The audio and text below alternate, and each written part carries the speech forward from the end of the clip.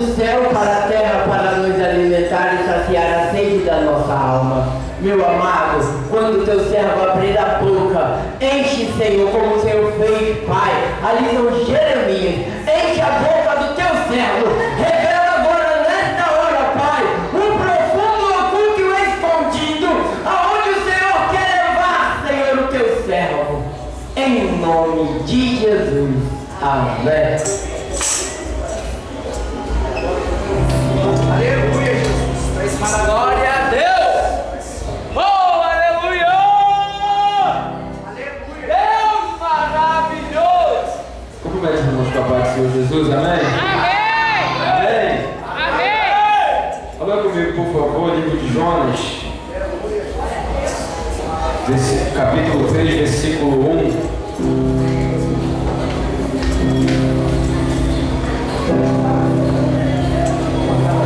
Livro de Jonas, capítulo 3, versículo 1. Glória a Deus. Oh, aleluia.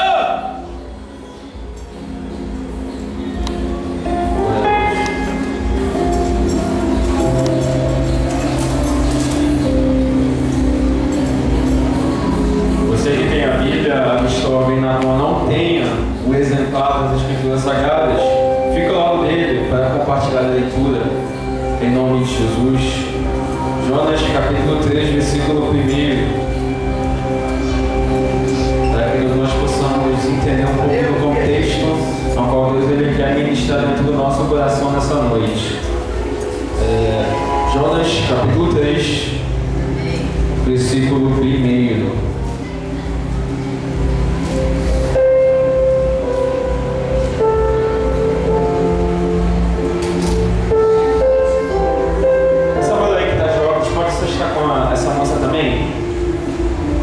Compartilhando com ela a Bíblia, só para ela estar acompanhando a leitura. Isso. Jonas capítulo 3, versículo 1. Aleluia, glória a Deus. Glória a Deus. Jonas capítulo 3, versículo 1. Diz assim a palavra do Senhor.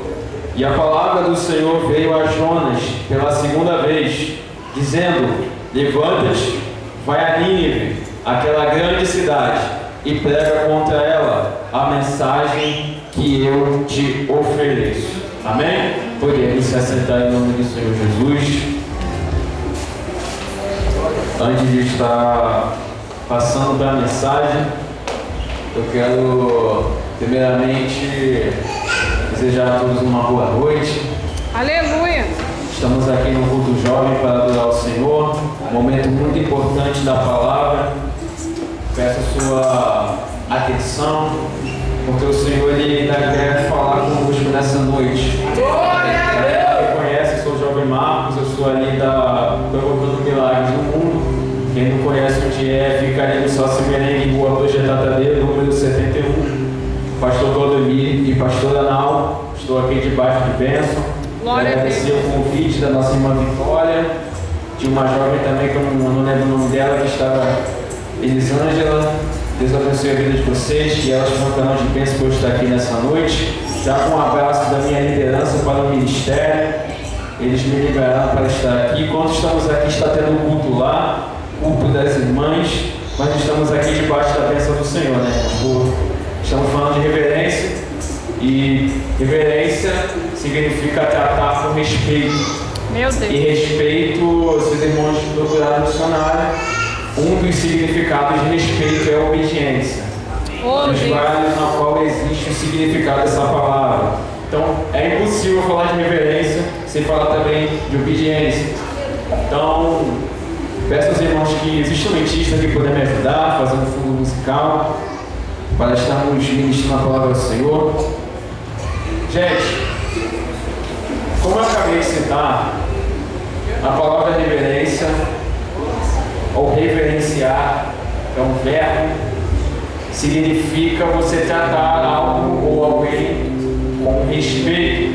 E se os irmãos estudaram o que significa respeito, a palavra respeito, ela tem a ver com obediência a essa pessoa e também com consideração a essa pessoa. Então, quando eu tenho reverência a algo ou a alguém, primeiramente eu obedeço essa pessoa na qual eu com a minha boca, com os meus lábios, digo, na qual eu o reverencio. Sabemos que nós, como os cristãos, devemos pregar, mas primeiramente devemos viver a palavra de Deus.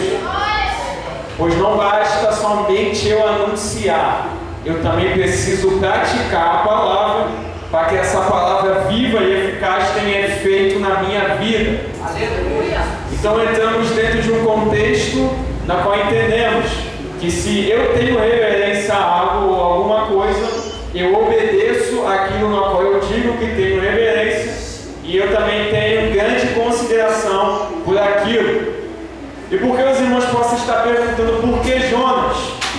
Por que esse texto de milhares de outros na qual temos para falar de reverência? E eu quero fazer um paralelo, uma comparação entre dois profetas, chamado o primeiro de Jonas e o segundo de Daniel. Você pode estar pensando, nossa, o que tem a ver Jonas com Daniel? Porque são dois profetas de tempos diferentes, dois profetas que foram levantados para coisas diferentes.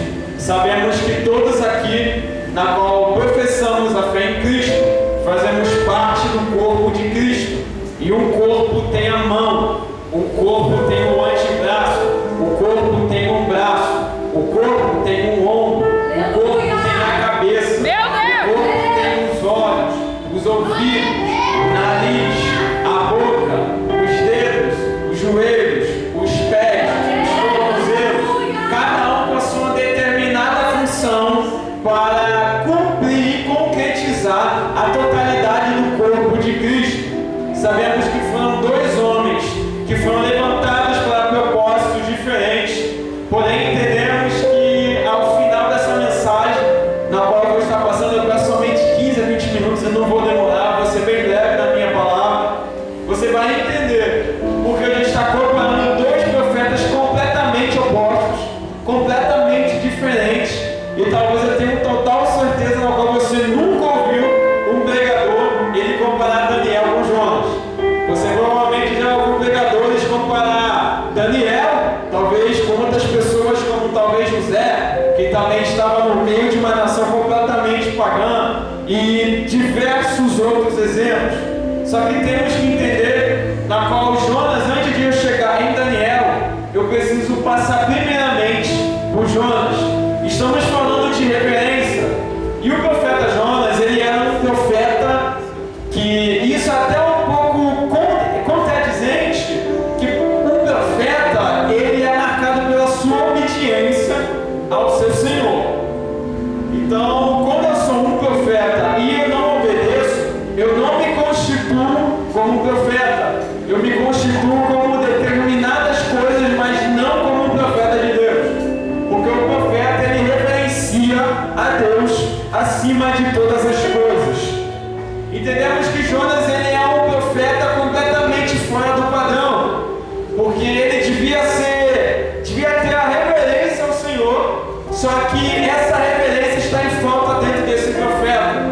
A Bíblia vai dizer que Jonas vai receber uma ordem dada por Deus, na qual o Senhor, ele vai direcioná-la a dizer àquele homem: olha, levanta, vai até aquela grande cidade de Nínive e prega a minha palavra a ela, porque a sua maldade, o seu pecado, ele subiu até mim. Sabemos que Deus é santo. Deus, ele não tem parte com o pecado. Deus não tem parte com aquilo que é profano. Deus não tem parte com aquilo que provém do diabo nem do mundo. Ele tem parte com a santidade, com a pureza, com a luz e com o amor. Você vê que Deus, ele é um Deus santo, todo-poderoso, na qual não tem parte com aquilo que é errado. A palavra de Deus vai dizer que Deus, ele vai direcionar aquela palavra a uma cidade chamada de Nínive. Sendo que, seus irmãos, lê o contexto, Deus, ele vai dizer da cidade de Nínive: olha, aquela grande cidade. Sabemos que quando nos falamos de cidade ou de uma determinada região, a gente pode falar da sua Podemos falar até mesmo do seu folclore, do seu clima, da sua população e da sua tecnologia. Tanto que se os irmãos for falar do Rio de Janeiro, os irmãos vão ouvir muito a respeito de que é a cidade maravilhosa, a respeito principalmente das suas praias. Sabemos que é a parte mais famosa do Rio de Janeiro. Vamos falar de determinados pontos turísticos, pontos de referência, na qual ela basicamente define aquela cidade. Sendo que Deus, ao ler esse contexto, eu me indagava, por que Deus, Ele de tantas possibilidades de se definir uma cidade, Ele vai falar que a cidade era grande, Ele vai falar que a cidade era enorme, de determinadas outras oportunidades, na qual Deus pudesse falar de uma cidade, Ele vai dizer, olha, essa cidade era grande. E quando eu indagava isso, o Senhor Ele ministrava dentro do meu coração. Se lembra, para que eu enviei Jonas àquela cidade? E no meu momento de oração, no meu momento de leitura, eu recordei que Jonas ele foi um profeta enviado para repreender Nínive, para consertar Nínive, para colocar Nínive no seu devido lugar. Então sabemos que o propósito de Jonas era repreender Nínive. Sabendo disso, eu pude entender o porquê que Deus ele vai falar que a cidade é grande. Se o propósito de Deus é repreender Nínive, ele vai destacar que a cidade era grande. E o Senhor ministrava dentro do meu coração.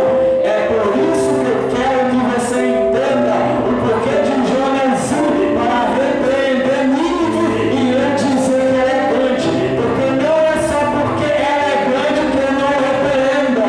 Não é só porque ela é grande que eu não coloque ela no lugar dela. Não é só ela é grande que eu amasse e não amasse ela. Não é só porque ela é grande que eu não venha abater e colocar e corrigi-la dentro daquilo que eu quero, no contexto do qual eu quero que ela entre. Então Deus, Ele vai fazer entender a mim e a você nessa noite. Eu posso até ser grande, mas Deus ainda me repreende mesmo sendo grande. Eu posso pegar a palavra de Deus, mas antes de eu os caminhos, a Deus vem até mim, me repreende e me coloca no meu devido lugar. Eu posso ser o mais inteligente da turma, o melhor tempo da seleção, o melhor pegador e cantor da casa, o instrumentista com mais sabedoria na área da música. Só que ainda que eu seja grande, Deus ele pode me repreender.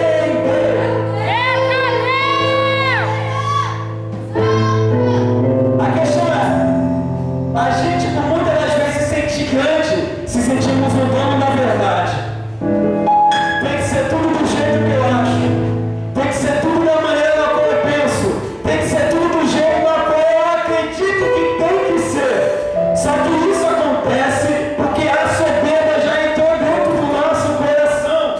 E sabemos que ainda que a gente venha a se achar grande, Deus vem nos abate e nos faz entender que a gente ainda é pequeno.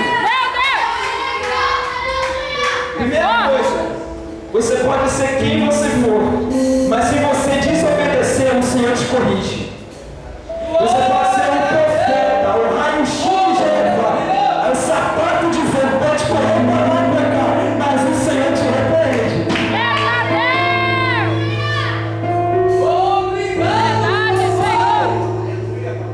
Sabemos que a partir disso, eu posso ser o que for, mas eu tenho que ser obediente à palavra de Deus. Princípios, reverência. Eu já quero começar essa mensagem dizendo para você: a maior reverência que alguém pode ter para Deus é obedecer. Não basta eu manifestar a reverência de boca, eu tenho que manifestar em atitudes e comportamentos. Sabemos que diante disso, Jonas vai ouvir essa mensagem. Só que Jonas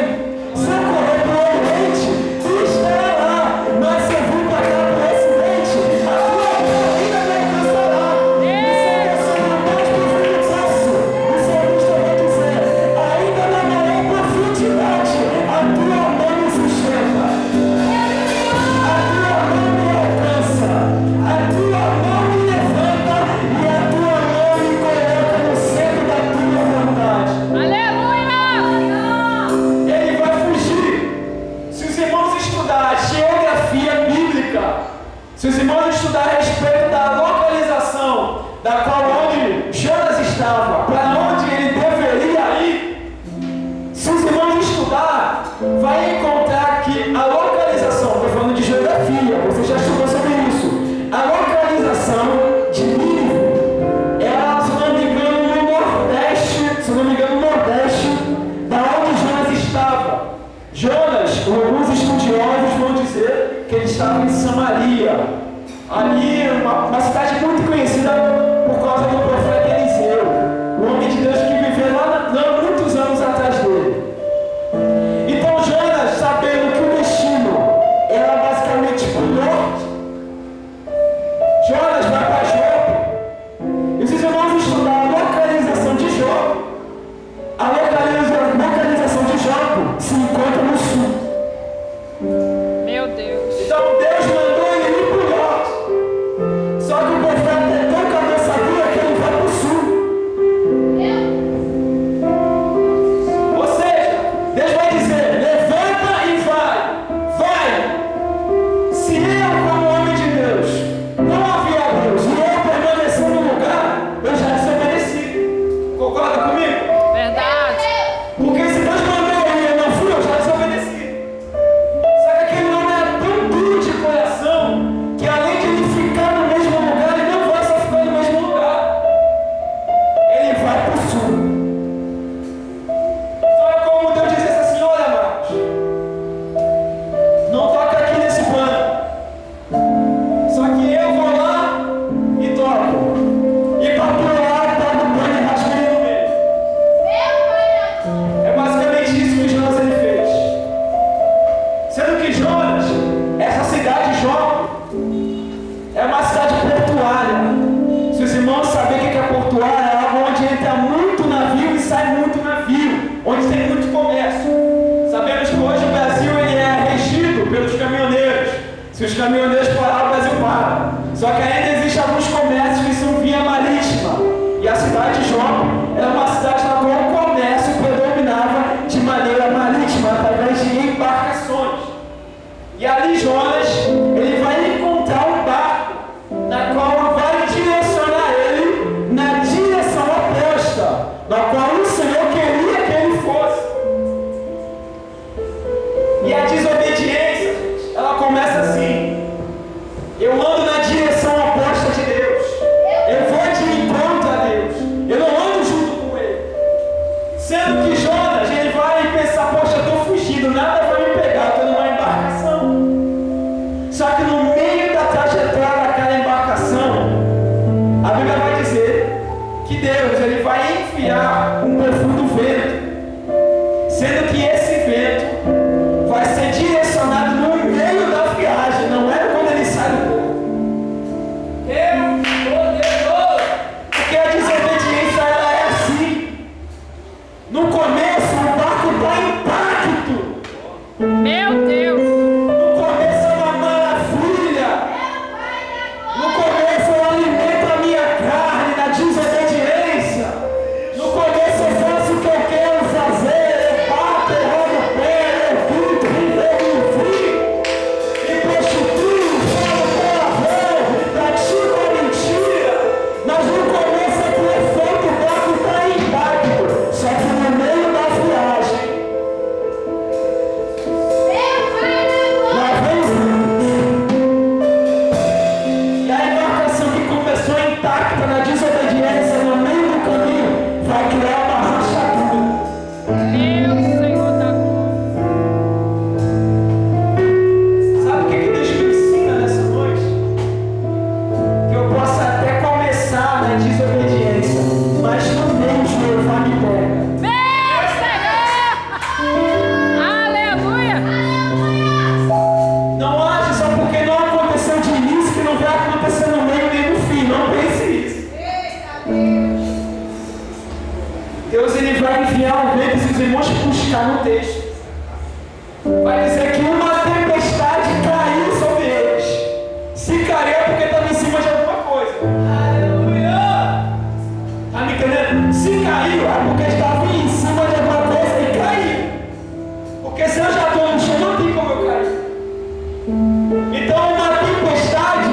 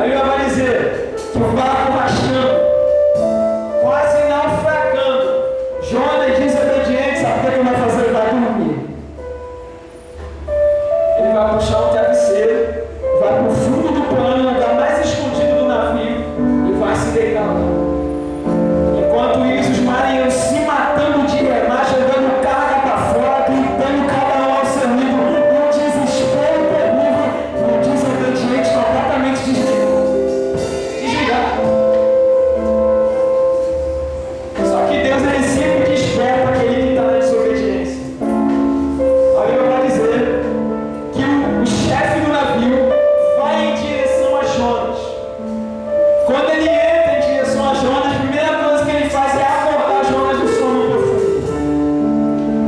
E vai perguntar: Jonas, por que tu está dormindo? Clama ao teu Deus, que talvez ele nos livre dessa tempestade. A Bíblia vai dizer que eles vão lançar sorte para descobrir a razão daquela tempestade. A sorte cai sobre Jonas. Os homens do navio vão indagar Jonas e vão perguntar: quem é você? O que você está fazendo? E por que você está aqui? Jonas vai dizer: olha, eu sou hebreu, o povo separado e escolhido por Deus, na qual Deus derramou uma promessa. Porém, essa tempestade é por minha causa, porque eu estou fugindo da presença de Deus. Os homens, sendo ímpios, eles não conheciam a palavra de Deus. Eles vão perguntar: tu está doido, Jonas? Olha como é que Deus usa o livro para muitas das vezes colocar eu e você no lugar. Tá doido, Jonas? Aí Jonas vai dizer: olha, me lança fora em alto mar, que a tempestade se acalma. Só que se os irmãos estudarem a ciência, é comprovado que a chance de eu sobreviver em alto mar é de 0,01%. A chance de eu morrer em alto mar é de 99,9%. Então, se uma pessoa cai em alto mar, é certo de que ela vai morrer. Não tem como ela sair dali. Não vai passar um jet ski, um navio, não vai passar nada, ela vai morrer. Ou seja, Jonas vai dizer o seguinte: olha, eu prefiro morrer do que obedecer a voz de Deus. Meu Senhor da glória. Vou repetir isso. Misericórdia. Me lança fora, mas eu não vou para Nínive. Que eu morra em alto mar afogado, mas eu não vou para Nínive. Que os peixes me comam, mas eu não vou para Nínive. Jonas estava dizendo: olha, eu prefiro morrer do que me posicionar com Deus. Sério. E cá entre nós, isso acontece muito ainda hoje em dia. Eu conheço pessoas na qual Deus falou no íntimo, no profundo com ela, mas não se posicionou. Continuou na prática do erro. Não demorava muito. Sabe o que aconteceu com aquela pessoa? Se ela não morria, o casamento acabava, a porta fechava, passava fome, a enfermidade batia na saúde e, pior, a morte física chegava na vida dela. E não demorava muito. E muitas das vezes a gente é como Jonas. A gente prefere pagar o preço da desobediência do que fazer aquilo que Deus manda fazer. Deus poderoso. Aí ele vai dizer que eles vão lançar Jonas em alto mar. Só que Deus, ele é tão misericordioso que se Deus fosse outro, ele levantava outro profeta. Ele escolhia outra pessoa para pregar. Ele deixava Jonas morrer na sua desobediência. Jonas tinha tudo para morrer, mas Deus escolheu ainda manter a vida daquele homem. Você tinha tudo, estava debaixo de 7 palmos, debaixo da terra. Mas a mão de Deus teve misericórdia de ti e preservou a tua vida até esse momento. Porque existe um propósito, um chamado na sua vida. Sabendo que ele é lançado em alto mar, Deus prepara um peixe que não é uma baleia. A gente acha que é uma baleia, mas não é uma baleia. É um grande peixe no original. Sendo que Jonas, ele vai permanecer dentro do peixe por 3 dias e 3 noites. Sendo que a ordem primária de Deus foi o seguinte: olha, peixe, porque Deus fala com os animais, Deus tinha essa capacidade. Eu e você conseguimos até, entre aspas, se comunicar com o cachorro, com o gato. Às vezes a gente faz um miau ou uau para tentar se comunicar, mas Deus não, ele fala mesmo com o animal. E o animal obedece a Deus. A Bíblia vai dizer que a ordem inicial de Deus era a seguinte: tu só vai engolir Jonas É a ordem de Deus para o peixe. Então você vê que a ordem de Deus não tinha um tempo determinado de cumprimento. De Salvador, tu vai engolir Jonas, acabou. Jonas ficou 3 dias e 3 noites, porque demorou 3 dias e 3 noites para ele se arrepender dentro do ventre. Eu vou repetir. Se Jonas se arrepende em um dia, ele só ia ter ficado um dia. Se Jonas se arrepende em 2 dias, ele ia ter ficado só 2 dias. Se Jonas se arrepende em 3 dias, ele teria só ficado 3 dias. Se Jonas se arrepende em 4, ele teria ficado em 4. Se Jonas se arrepende em 5, ele teria ficado em 5. Então entendemos uma coisa: o que me tira do ventre do peixe é o arrependimento. Se eu não me arrepender, eu continuo no castigo de Deus por tempo indeterminado. Eu vou falar isso aqui. Essa situação vai continuar na tua vida até você se posicionar com Deus. O momento que você se posiciona, a ordem do outro desce e fala: tira ele do ventre. Mas a questão é: vai demorar quanto tempo para eu me posicionar? Eu quero te fazer uma pergunta, Jonas. Tu já está há quanto tempo nesse ventre? 1 mês eu estou no ventre. 2 meses eu estou. Mas tem uma luta que eu já estou há 4, 5 anos orando em nada.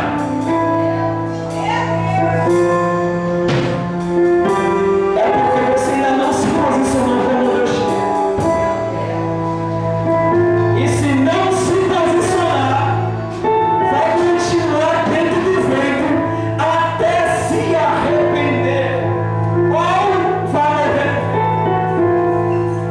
Porque Jonas ali não tinha geladeira para comer.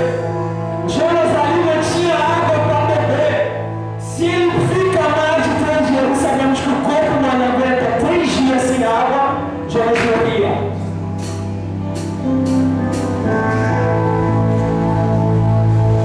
Eu vou te dizer algo muito sério.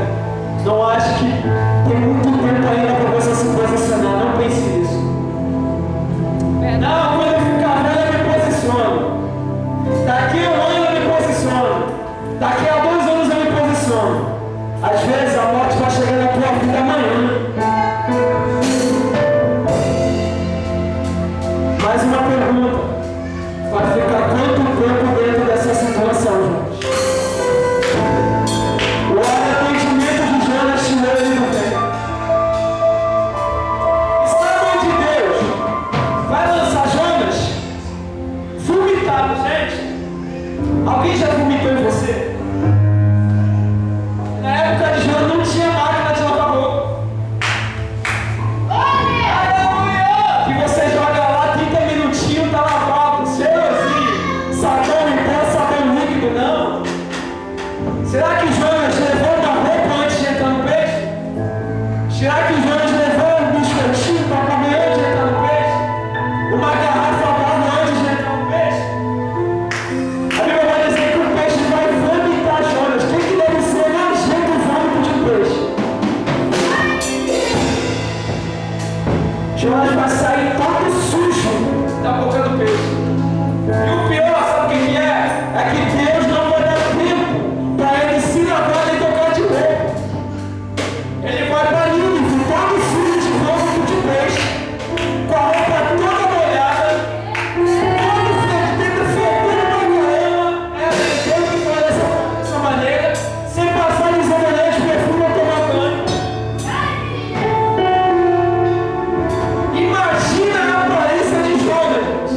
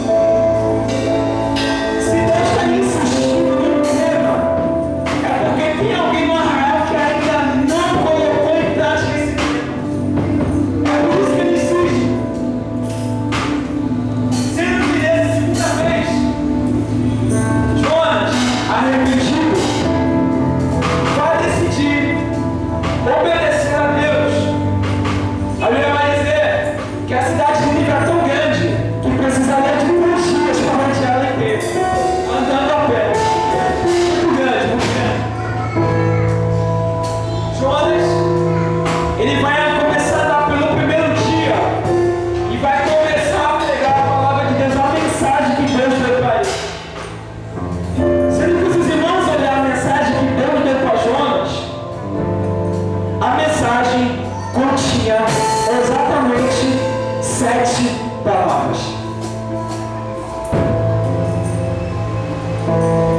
A mensagem de Deus para Jonas tinha somente 7 palavras. 7 palavras. 7 palavras. Coisa que a gente fala, a gente nem precisa saber 7, só 7. Em 40 dias, Deus destruirá ali. Os irmãos vão contar umas 7, 8 ou 6 mais ou menos, por aí. Entendemos, gente, que em poucas palavras de Jonas, a Bíblia vai dizer que os homens de Nínive acreditam na pregação de Jonas. Com 6, 7, 8 palavras, a Bíblia me garante que uma nação inteira. Você sabe o que é uma nação? Não é a tua vizinhança não, filho. Não é a tua escola, nem a tua faculdade, nem o teu curso, nem o teu trabalho, não. É uma nação inteira. Vai se render aos pés do Senhor e vai proclamar um jejum do mais alto ao mais baixo em arrependimento.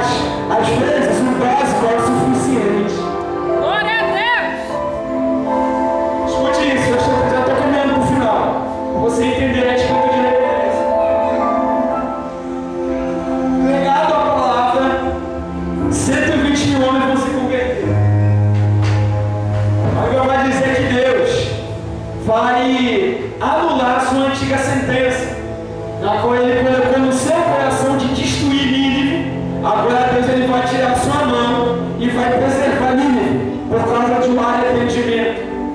Se os irmãos lerem Jeremias 18, a Bíblia vai dizer que quando Deus falar para uma nação que ele vai edificá-la, que ele vai fazer ela prosperar e exaltar ela, se essa nação perverter o caminho e praticar o pecado, a Bíblia vai dizer que o Senhor ele vai se arrepender daquele bem que ele cometeu e vai fazer mal para aquela cidade por causa do seu pecado.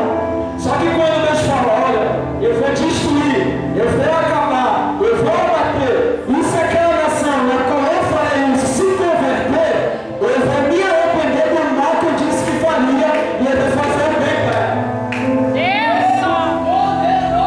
A Bíblia vai dizer que a ira de Deus vai cessar. Cessando a ira de Deus, a Bíblia vai dizer que Jonas vai se indignar pela salvação de 120 mil pessoas. Então, basicamente, Jonas era um cara que não estava posicionado, mas não queria também que ninguém se posicionasse. Você já viu que tem gente que não cresce, mas não quer que ninguém cresça? Tem gente que não estuda, não quer que ninguém estude. Tem gente que não casa, não quer que ninguém case. Tem gente que não trabalha, não quer que ninguém trabalhe. Você já viu isso? Tem gente que não fez e não quer que você faça e nem chega a aquele papo. Só que Deus, ele vai dar uma lição para Jonas. Olha, eu vou fazer crescer uma árvore. Agora vai dizer que Jonas era careca, Jonas era calvo. Sabemos que quando a pessoa ela não tem cabelo, o sol bate com muita força na sua cabeça. Isso pode fazer mal. Sabemos que a Bíblia vai dizer que Deus ele vai levantar uma árvore na qual Jonas vai ficar debaixo da sombra dela e vai gostar daquela árvore.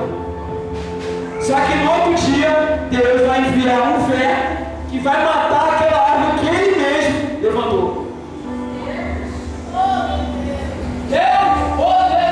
Então você vê aqui que Deus levantou, mas ele depois matou. Deus exaltou, mas depois envergonhou. Deus deu, mas depois tirou. Meu Deus. Deus levantou, mas depois fez cair. Sabe o que ele está dizendo? Eu tenho poder sobre os extremos da vida. Glória a Deus. É por isso que no Salmo 139 diz que se eu estiver em cima, ele está, mas se eu estiver embaixo, ele está. Em cima é o oposto de estar embaixo. Se eu for para o Oriente, ele está lá, mas se eu vier para cá para o Ocidente, ele também está lá. Oriente, Ocidente, opostos, extremos. Deus. Quando passares por um fogo, não te queimarás, mas quando andares pelas águas, não te afogarás. Água, fogo, extremos, opostos. Sabe o que Deus está dizendo? Deus ele ainda tem poder sobre os extremos da vida. Deus não é extremista, mas ele controla os extremos.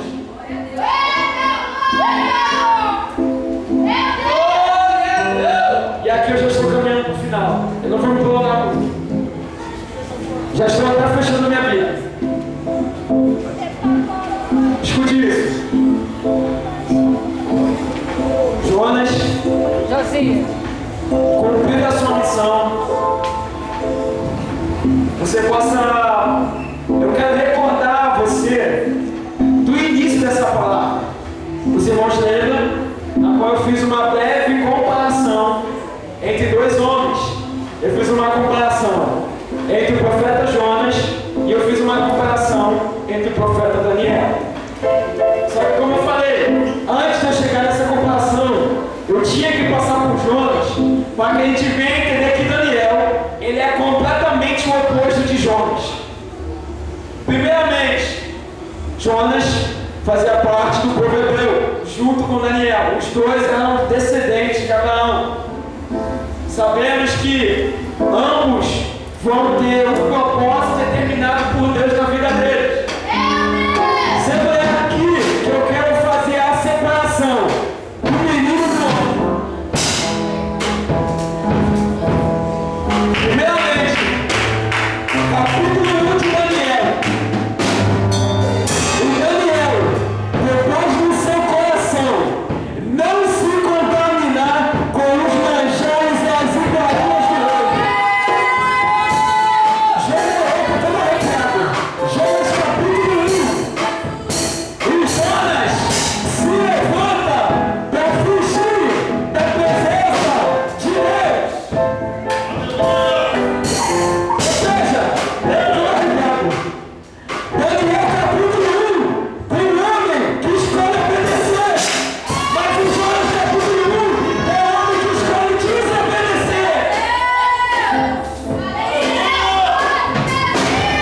Capítulo 2 de Daniel. Daniel ensina a obediência entre abrupto e palácio.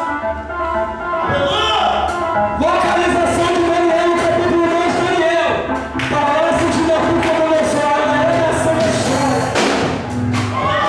Localização de Jonas 2, no fundo do oceano.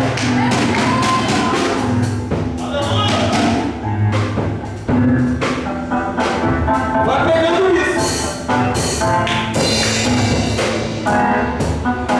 Daniel 3. 3 jovens que no meio de uma nação não se contaminaram. Mas Jonas 3 tem um profeta que, sem influência juiz, conseguiu trilhar o caminho errado.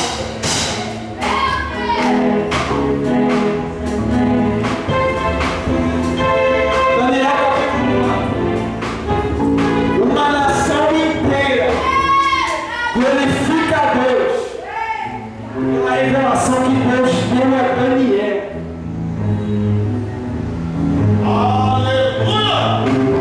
Glória a Deus. E um Daniel alegre para o nome do Senhor ser glorificado. Mas o Jonas 4 tem um profeta indignado pelo agir de Deus. Como é que pode? Como é que pode eu dizer que eu sou crente e eu não glorificar a Deus quando Deus salva?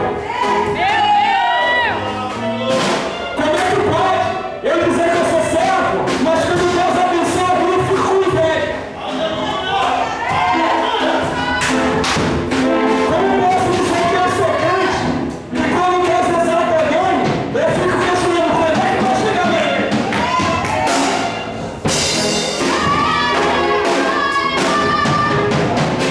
Glória a Deus.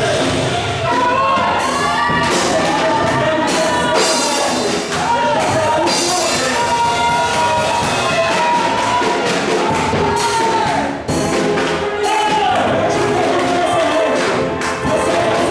Jonas e Daniel.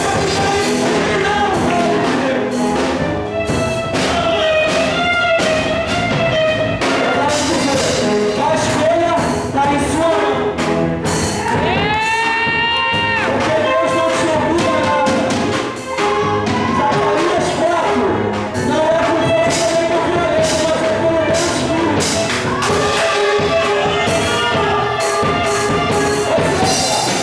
Parte de uma decisão minha e sua, fazer a vontade de Deus.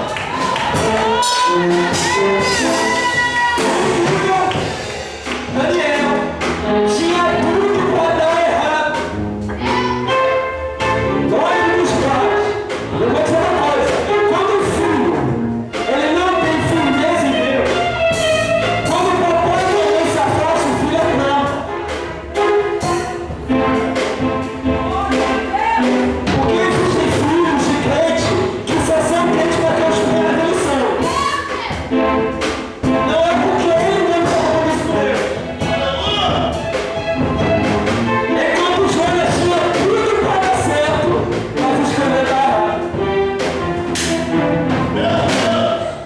Agora eu fico indignado pelo seguinte: estou falando de mim.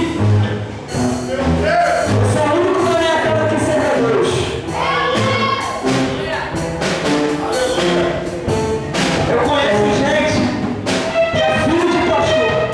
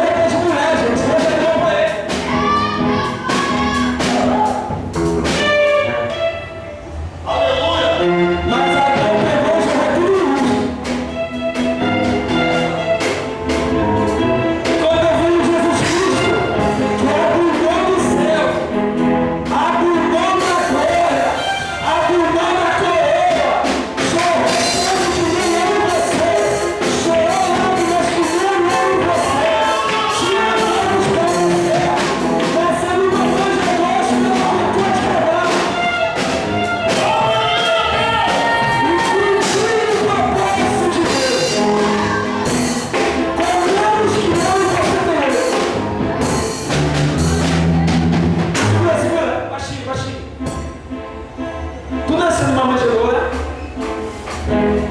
Tu nasceu cheirando cocô de cavalo? Você foi perseguido para ser morto como criança? Você teve que fugir para saber viver? Você foi perseguido seu ministério inteiro?